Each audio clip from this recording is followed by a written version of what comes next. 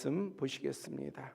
창세기 32장 26절로 30절까지 말씀입니다.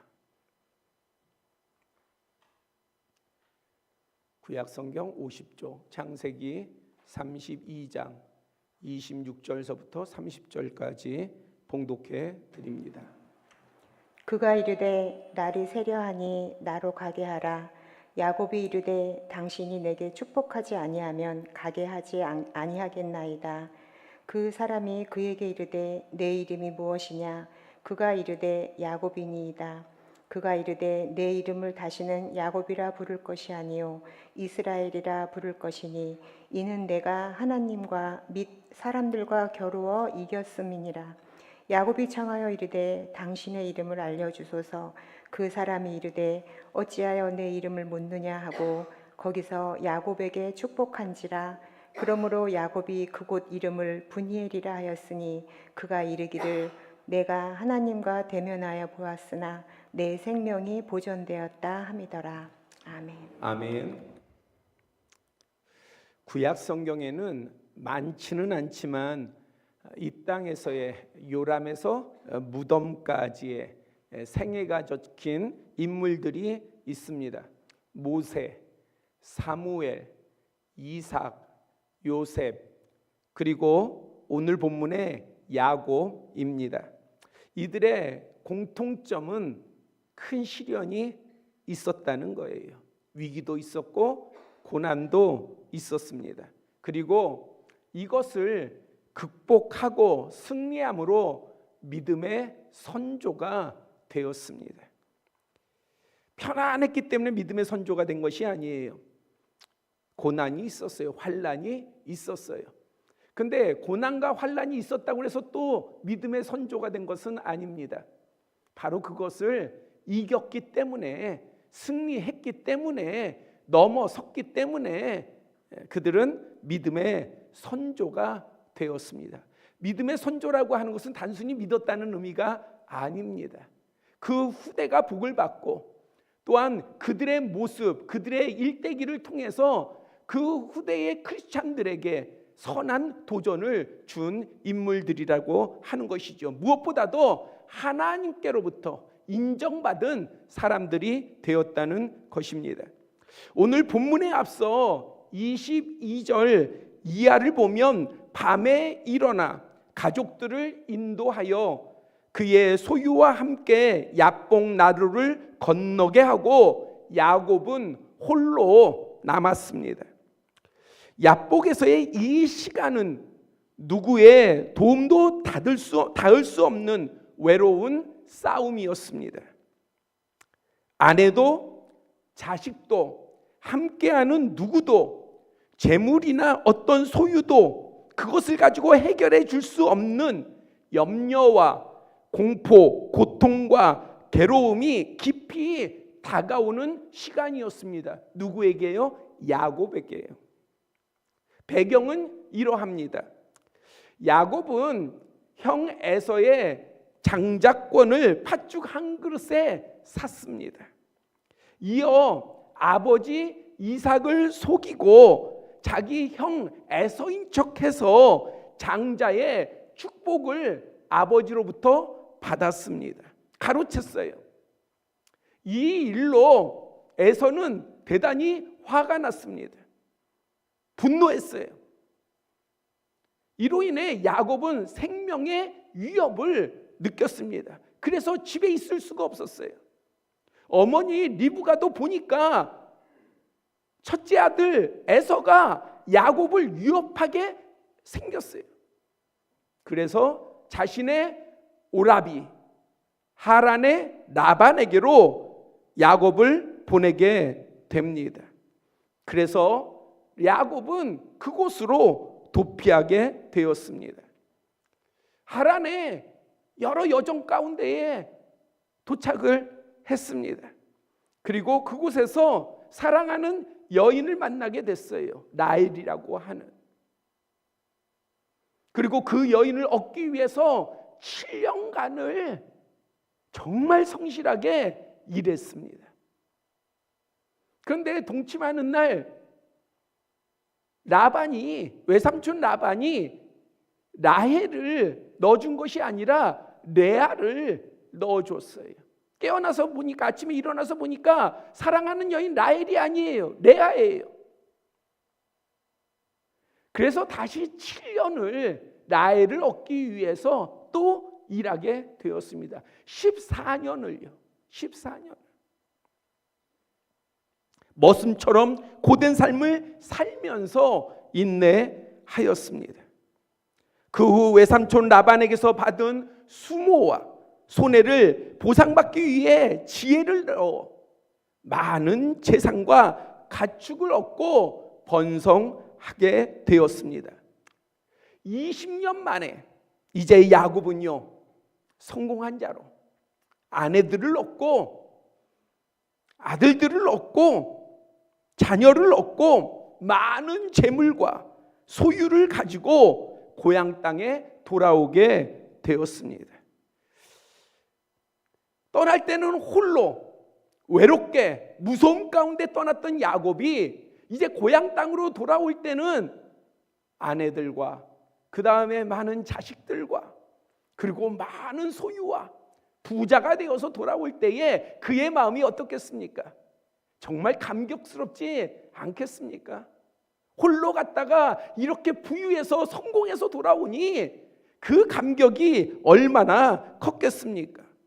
오랜 세월 동안 인내하고 자신의 지혜와 성실로 이룬 그 성취 스스로 만족하지 않았겠습니까? 하지만 야복에 이르렀을 때에 정말 이제 그 감격 가운데에 자신만만하게 고향 땅에 앞에 두고 야복에 이르렀을 때에 앞서 보낸 사람들을 통해서 형 에서가 400명의 군사들을 데리고 온다는 소식을 듣게 되었습니다. 창세기 32장 7절에 말하듯 야곱은 심히 두렵고 답답해졌어요. 기쁨, 즐거움, 감격 순식간에 한순간에 사라지고 이제 다시 두려움과 그것으로 인한 고통과 그것으로 인한 답답함으로 인해서 견딜 수가 없게 되었습니다.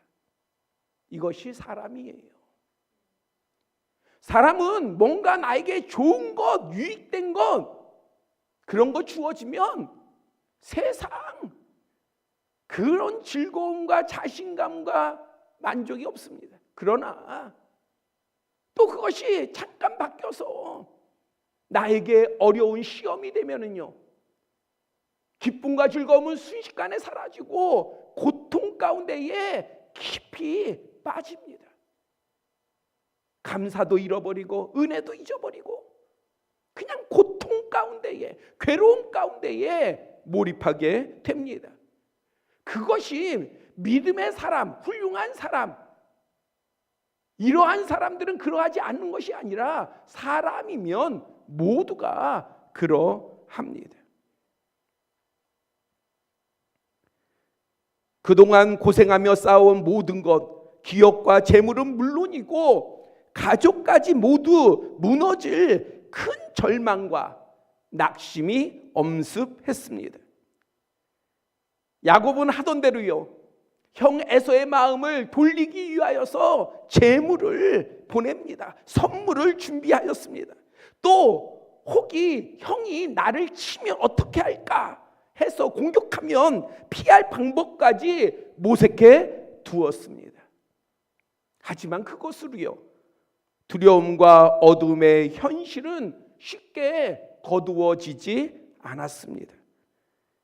야곱은 소유와 함께 모든 가족으로 야복 나루를 건너가게 하고 자신은 홀로 남았습니다. 이제 그에게는요, 의지할 사람 하나도 없습니다. 뭔가를 붙잡을 소유도 힘도 능력도 없습니다. 도망칠 길조차도 그 처지에서는 오롯이 혼자가 되었습니다. 우리도 이 땅에서 살아가다 보면 예외 없이 모두가 이 야복을 만나게 됩니다. 어떨 때는 작은 야복을 만나는 것이고, 또 때로는 본문의 야곱처럼 감당하기 힘든 큰 야복에 서 있게 됩니다. 그러니까 크기의 차이가 있지, 우리가 인생을 살아나가다 보면은 누구든지 야복을 만날 때가 있다는 거예요. 이 야곱처럼이요. 지난주 컨퍼런스를 다녀왔어요. 두 사모님으로부터 각기 다른 문제의 고통을 듣게 되었습니다. 한 사모님은 구역장처럼 성도들을 가까이 섬기고 돌보고 이 일에 큰 기쁨을 느껴요. 사역의 보람을 느끼고 있었습니다. 그런데 교회의 여러 흐름 가운데서 이제 사모님이 이러한 섬김을 내려놓고, 왜? 평신도 리더를 세워서 그러한 사역, 그러한 섬김의 사역을 평신도 리더들이 감당케 하고, 그 다음에 사모님은 또 다른 부분 가운데에서 섬겨야 되는 것이 그 교회의 흐름 가운데에 합당한 거였어요. 사모님도 그거를 알아요. 그런데 지금까지 그에게 가장 큰 보람, 즐거움은 뭐냐? 바로 성도들을 섬기는 거였어요.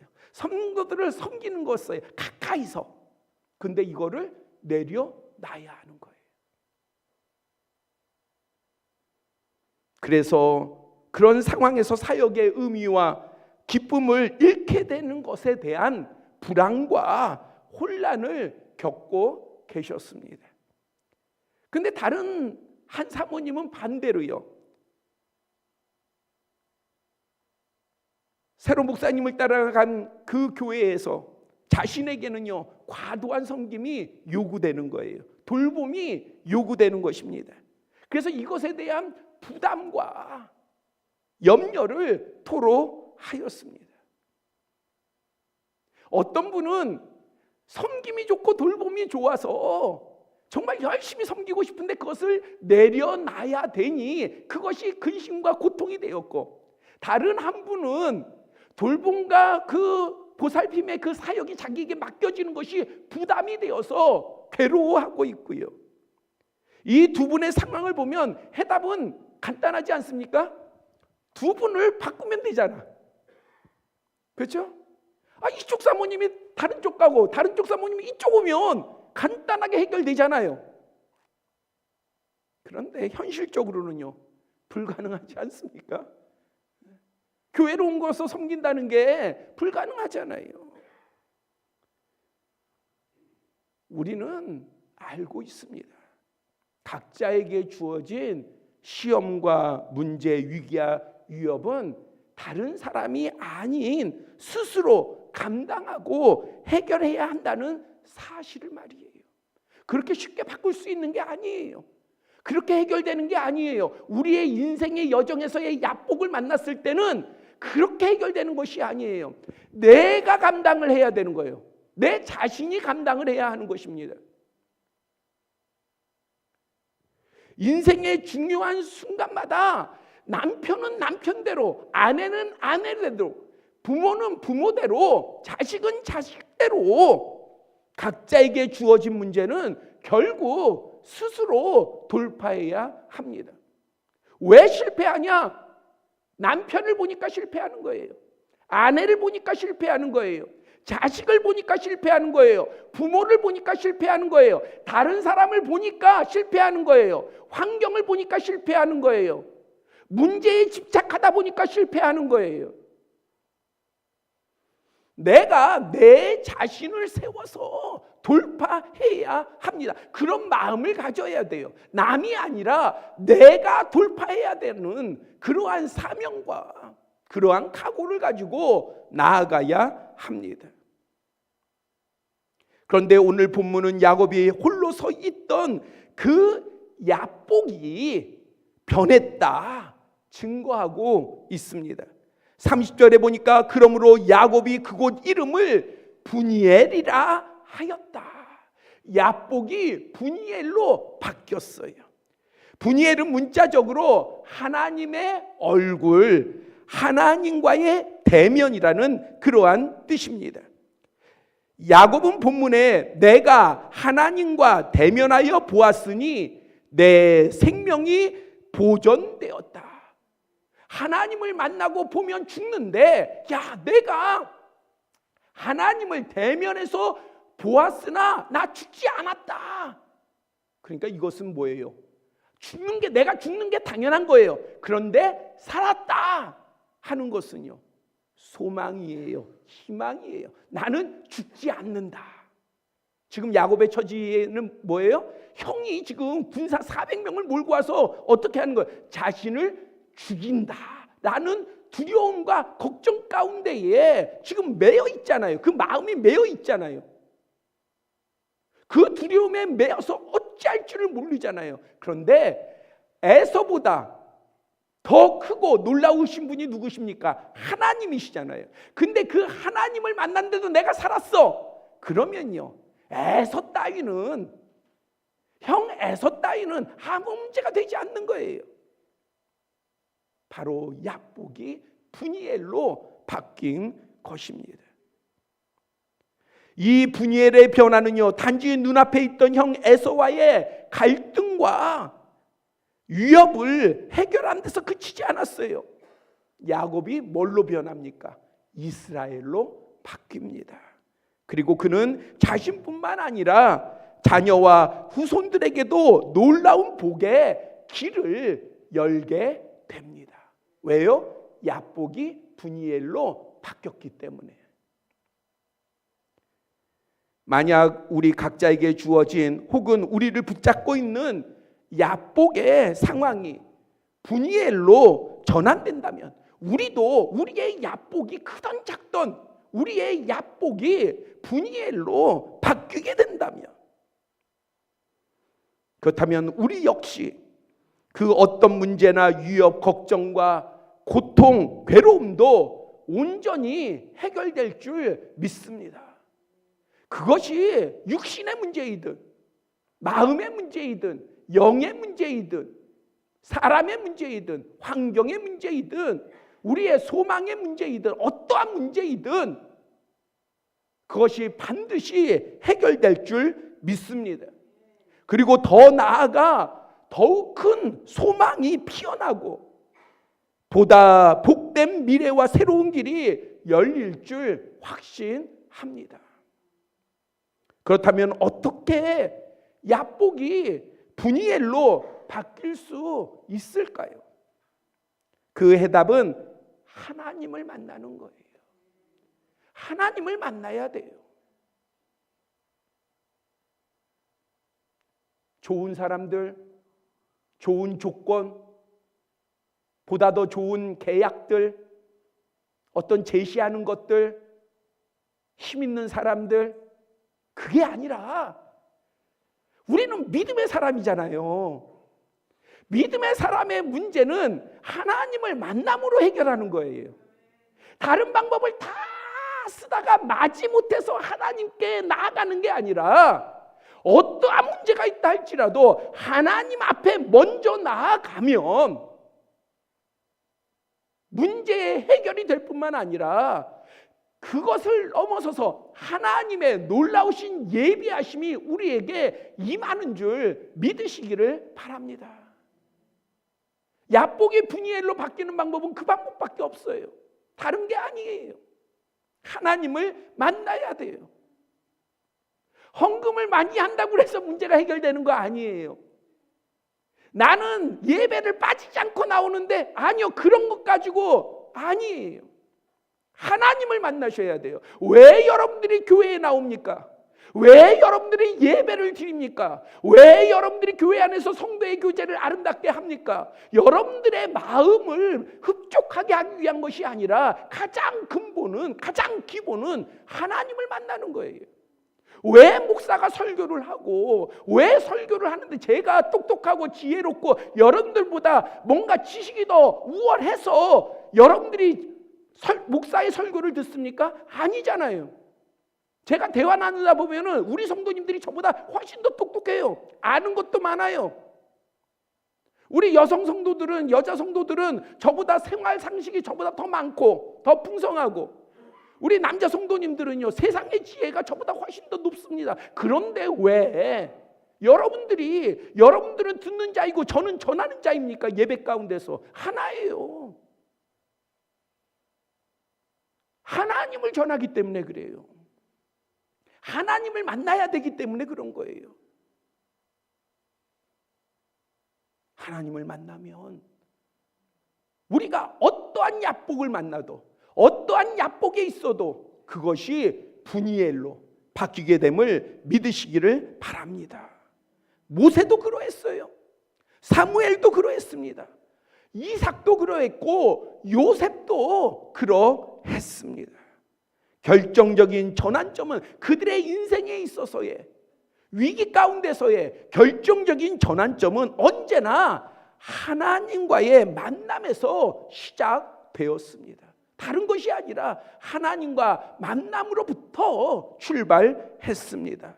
우리가 잘 아는 고난하면 우리가 몇 주째 나눴지만은 욥의 문제가 어떻게 해결됐습니까? 그가 어떻게 이전에 커다란 복 가운데 살다가 그것이 다 무너지고 정말 가장 불쌍한 자가 됐는데, 그런데 어떻게 그 고난을 이기고 오히려 이전보다도 갑절의 복을 받았습니까? 이유는 하나예요. 다른 게 아니에요. 친구들이 있어서요? 그의 지혜가 있어서요? 도울 힘들이 있어서요? 우연이요? 아니에요. 하나님을 만남으로 말미암아, 하나님을 만남으로 말미암아 고난과 고통은 사라지고 오히려 갑절의 복이 그에게 임하였습니다.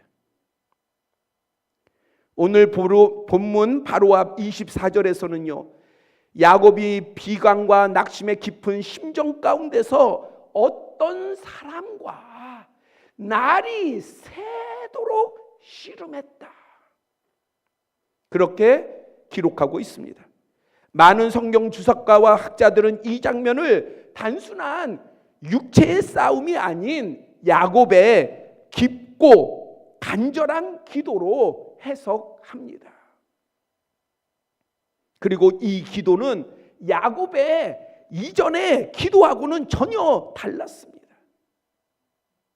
야곱이 이전에도 하나님을 찾았어요. 안 찾은 게 아니에요. 그러나 이전에 그의 기도의 모습과는 달랐어요. 어디서의 그의 기도가요? 야복에서의 기도가요. 여러분들이 야복에 있는데도 그것을 모르고 그것을 인지하지 못하고 그냥 항상 하던 대로 신앙의 나태함을 가지고 기도한다면요, 그 기도에는 힘이 없어요. 야곱은 이전과는 다른 기도를 한 거예요.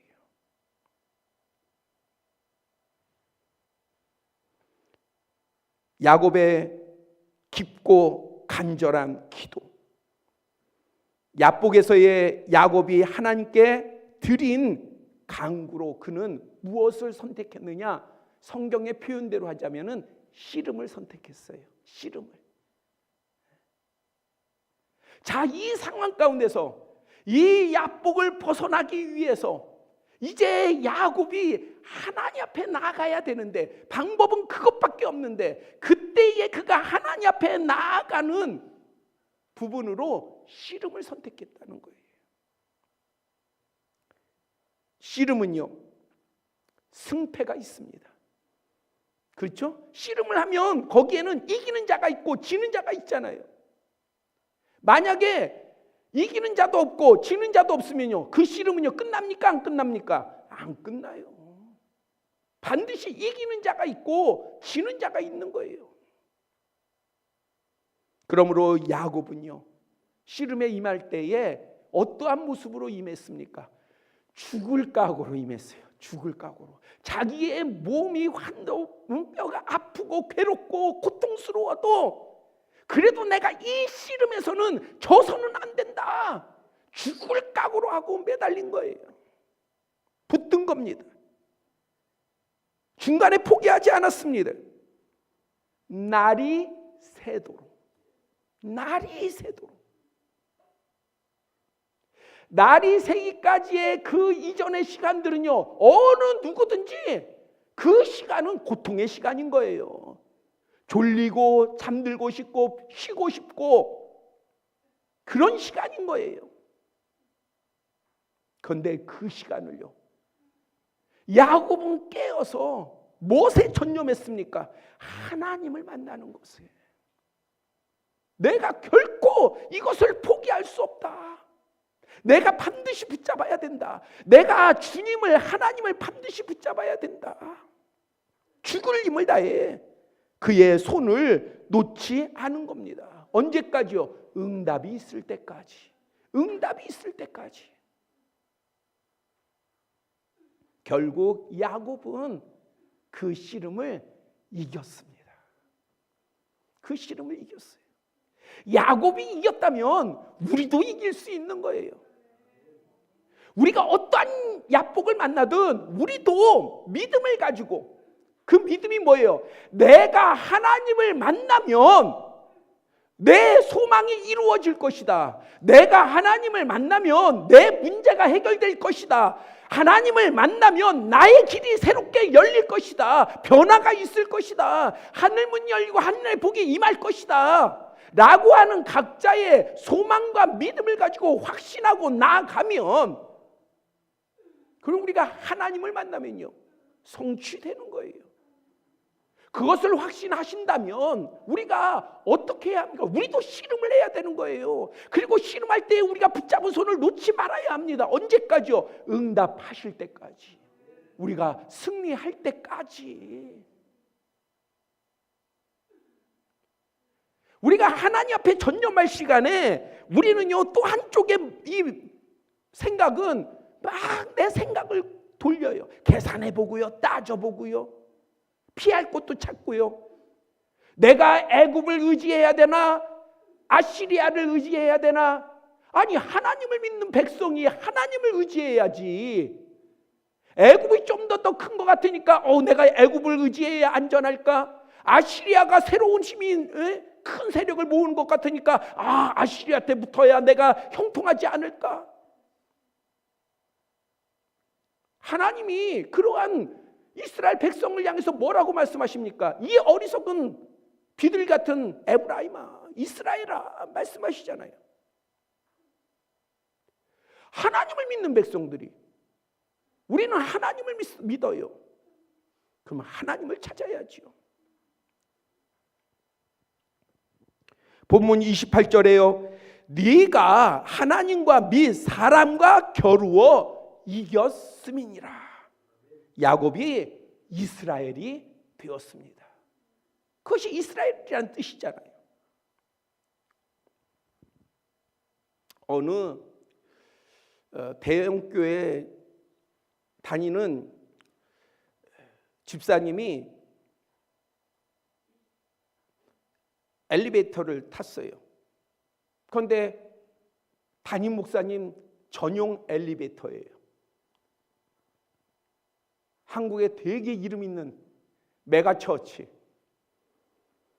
그랬더니 담임 목사를 보호하는 두 가드가 딱 막아서더래요. 그리고 담임 목사님은 이 성도에게 눈길조차 주지 않고 다른 곳을 쳐다보더래요.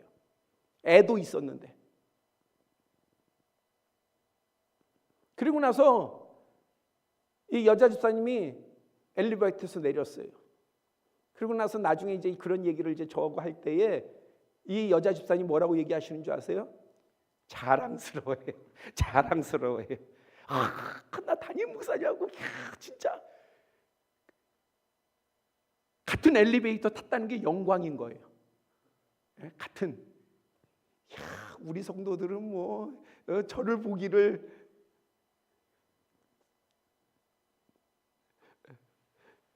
저는 그분이, 그 목사님이 저를 부러워할 리는 1도 없어요. 하나도 없어요. 그렇죠? 근데 여러분들은 믿으실지 안 믿으실지 모르지만은 저도 그분이 전혀 부럽지 않아요. 저하고는 전혀 안 맞아요.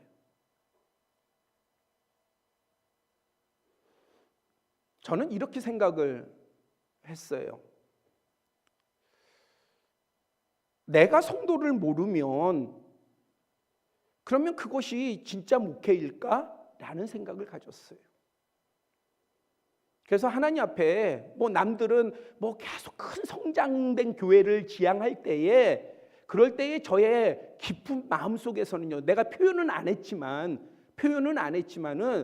아니 성도가 많아져서 내가 그 사람 우리 성도에 대해서 모른다면, 이름도 모르고 얼굴도 모르고 그런다면 내가 진짜 목사일까라고 하는 그러한 생각을 바탕을 가지고 있었어요.